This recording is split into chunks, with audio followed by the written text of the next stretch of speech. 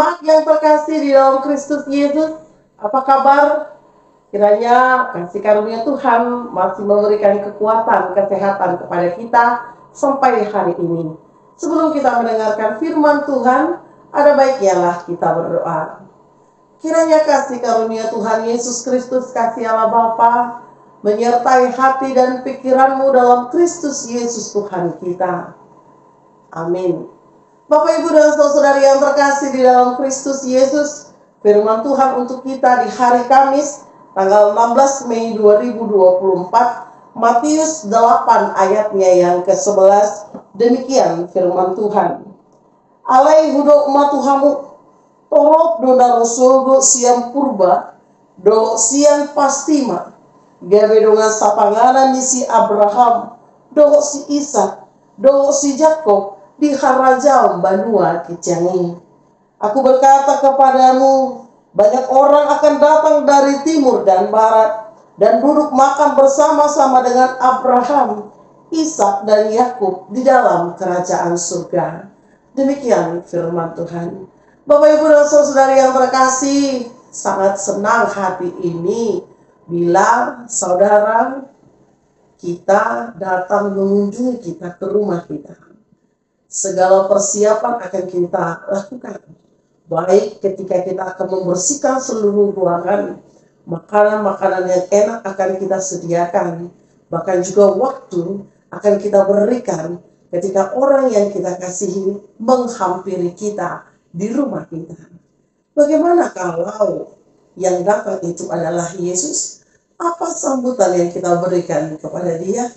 Bapak, Ibu, dan saudara yang terkasih dalam Kristus Yesus Tuhan kita, demikian juga halnya di dalam perikop Matius 8 ini, ketika ada seorang perwira datang kepada Yesus meminta agar datang ke rumahnya menyembuhkan saudaranya, atau lebih tepatnya hambanya yang telah lama sakit.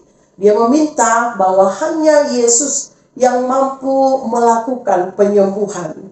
Walaupun pada waktu itu perjalanan masih sangat jauh, tetapi karena harapan, karena iman, dan karena belas kasih dari seorang perwira kepada hambanya, agar hambanya cepat sembuh, dia berkata kepada Yesus, maka berkatalah, maka dia akan sembuh. Inilah permintaan dari seorang perwira terhadap anak buahnya, terhadap hambanya, agar hambanya cepat sembuh. Hati ini tergerak, belas kasih Yesus pun tergerak, sehingga dia merasa bahwa perwira itu tidak hanya memikirkannya, memikirkan dirinya, tetapi juga memikirkan orang lain. Melalui imannya, dia memandang bahwa hanya Yesus satu dan satu-satunya sumber dari kesembuhan itu. Bapak, Ibu, dan saudara yang terkasih dalam Kristus Yesus Tuhan kita, sehingga Yesus mengatakan, aku akan datang ke rumahmu, maka terjadilah seturut dengan kehendakku. Dan akhirnya sang hambanya sembuh dari segala penyakitnya. Ini yang mau dikatakan bahwa Bapak, Ibu, iman seseorang itu mampu mengubah sesuatu. Iman seseorang itu mampu memberikan kesembuhan. Iman seseorang itu mampu membuat yang mustahil, yang tidak mustahil menjadi sesuatu yang baru, yang hidup, dan juga membuat kesembuhan. Inilah yang dipraktikkan oleh seorang perwira, bahwa hanya Tuhan, hanya Yesus Kristus yang mampu mengubah sesuatu yang mustahil itu menjadi sesuatu kesembuhan. Dia datang dengan imannya, dia datang dengan kepercayaannya, dia datang dengan pengharapannya yang tidak sia-sia, bahwa Yesuslah yang mampu menyembuhkan. Iman seperti perwira ini diibaratkan iman seperti Abraham, Ishak, dan Yakub di dalam kerajaan surga. Orang-orang yang percaya, orang-orang yang pada awalnya memiliki Allah di dalam hidupnya, orang-orang yang memang imannya sangat besar di hadapan Tuhan, sehingga mereka menjadi orang-orang pilihan Tuhan. Iman yang besar di hadapan Tuhan membuat kita terpilih dari sekian banyak orang yang beriman.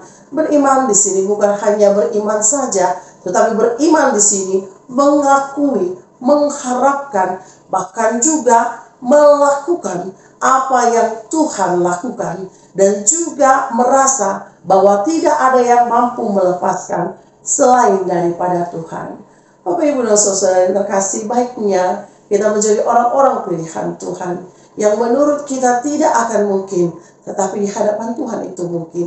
Yang menurut kita tidak akan mampu kita lakukan, di dalam Tuhan kita mampu untuk melakukannya. Melalui teks kita hari ini, Bapak, Ibu, dan Saudara yang terkasih, di dalam Kristus Yesus Tuhan kita, iman ada di antara kita. Karena Yesus juga ada dan berada di dalam kita.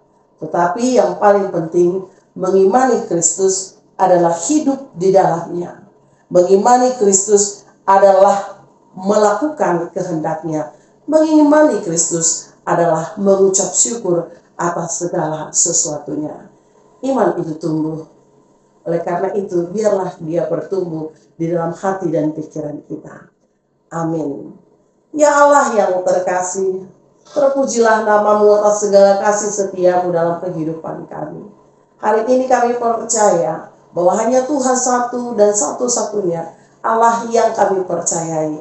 Yang bagi kami mustahil, tetapi Engkau mengubahnya menjadi sebuah karya, menjadi sebuah kehidupan yang boleh kami rasakan sampai hari ini. Mari Tuhan, Engkaulah teladan kami. Mari Tuhan, mampukan kami untuk terus beriman kepadamu. Dan mari Tuhan, bentuk kami seturut dengan kehendak-Mu.